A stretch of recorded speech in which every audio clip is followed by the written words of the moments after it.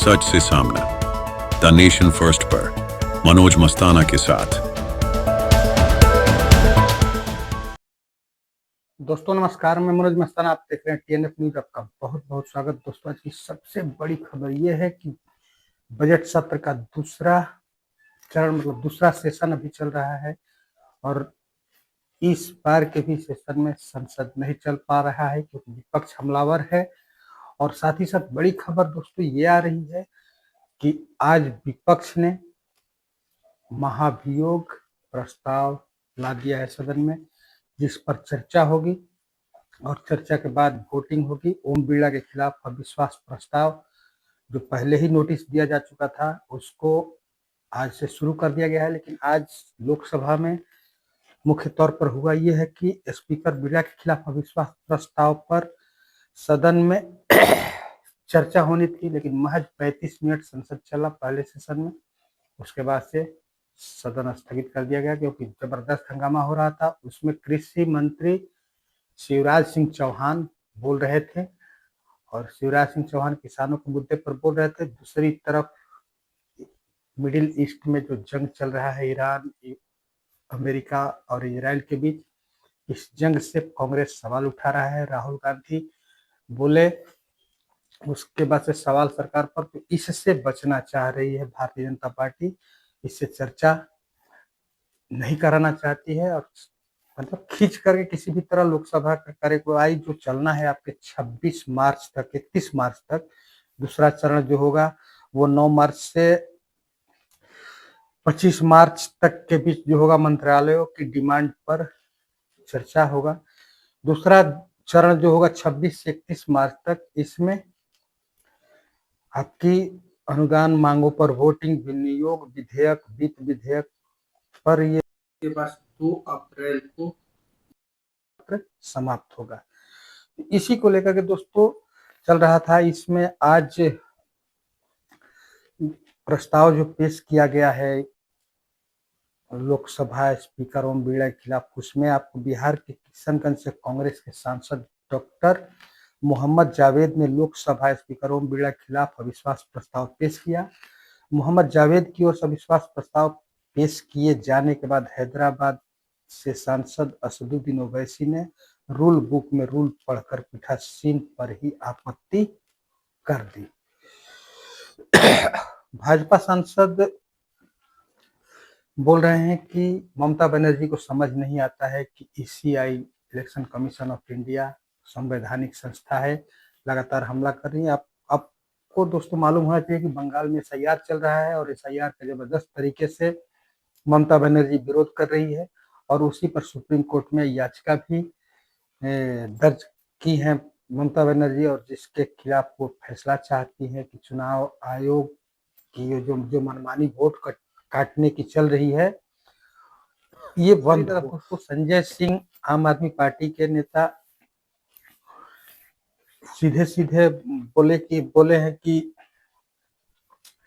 PM Modi को Iran संग देश के रिश्ते खराब किए हैं। पीएम मोदी ने ईरान के साथ देश का रिश्ता खराब किया है।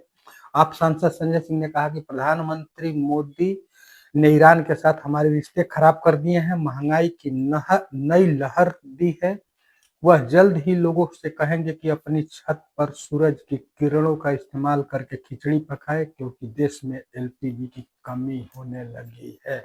और संजय सिंह के बारे में ये सभी जानते हैं कि संजय सिंह जब हमलावर होते हैं तो भारतीय जनता पार्टी बगल झांकने लगती है, क्योंकि भारतीय जनता पार्टी के पास जवाब नहीं होता है। तो फिलहाल स्थिति यह है दोस्तों कि आप कांग्रेस, टीएमसी सारी विपक्षी पार्टी अभी एक है और सब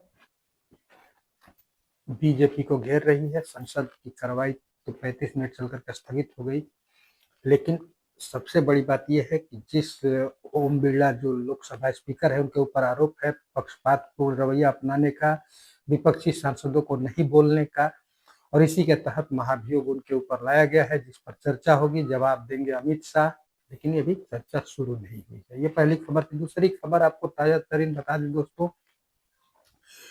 कि ईरान, इजराइल और अमेरिका के जंग में इंसानियत का एक उदाहरण श्रीलंका के तरफ से आया है। श्रीलंका ने ईरानी जहाज को बचाए और गए नाविकों को 1 महीने का फ्री वीजा दी है और साथ ही साथ मानवीय सुरक्षा भी देगा, ये ऐलान श्रीलंका ने किया है। जिसकी तस्वीर आप देख रहे हैं कि श्रीलंका के नाविक कैसे जाकर के ईरानी जहाज से बचाते हैं नाविकों को और अपने यहाँ शरण दिया है श्रीलंका ने, और इनको मानवीय जो सुरक्षा है वो श्रीलंका देगा। 1 महीने का वीजा फ्री दिया है। ये आपको श्रीलंका की तरफ से आ रही है। सोशल मीडिया पर भी देख रहे होंगे, ये तस्वीर काफी वायरल हो रही है जिसमें श्रीलंका ने इंसानियत दिखाया है। दूसरी तरफ आपको बता ट्रंप ने अपनी फौज को पीछे लेना शुरू कर दिया है। कारण नाटो उनका साथ नहीं दे रहा है। नाटो देश के मेंबर ट्रंप भी हैं और ट्रंप का नाटो साथ नहीं दे रहा है। ट्रंप ये मुगालते में थे कि अगर ईरान के ऊपर हम हमला बोलेंगे, अगर कहीं कमजोर पड़ने लगेंगे तो नाटो हमारा मदद करेगा, लेकिन नाटो इसमें मदद नहीं कर रहा है और हर मोर्चे पर शिकस्त झेलनी पड़ रही है ट्रंप को।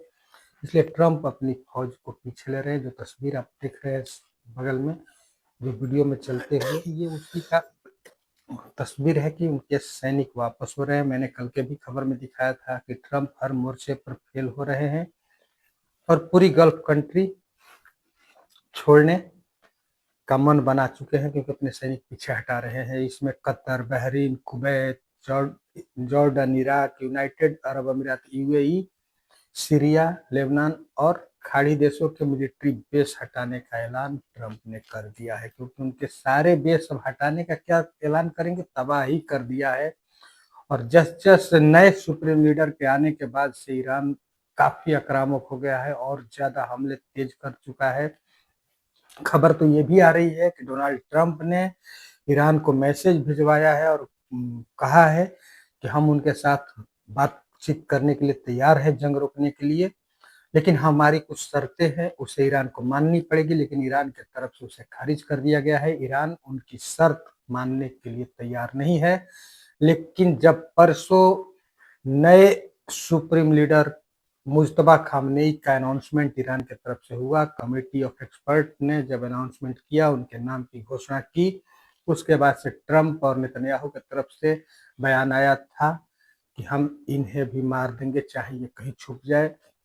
दोस्तों, इजराइल पर भीषण बमबारी अभी ईरान की तरफ से की जा रही है। इजराइल भी पीछे नहीं हट रहा है। इजराइल भी मुंहतोड़ जवाब दे रहा है, लेकिन ईरान भारी पड़ते जा रहा है। ट्रंप बातचीत के लिए तैयार हुए हैं और उनकी मुख्य शर्त जो है वो शर्त ये है कि ईरान को परमाणु न बनाने देना ही उनकी मुख्य शर्त है कि ईरान परमाणु न बनाए। इस बात के लिए हामी भरे ईरान, जंग रुक जाएगी। लेकिन ऐसा कुछ लगता नहीं है। ट्रंप ने दूसरी बार इच्छा जाहिर की है ईरान से बातचीत करने के लिए, लेकिन ईरान ने दूसरी बार भी इस बातचीत को खारिज कर दिया है।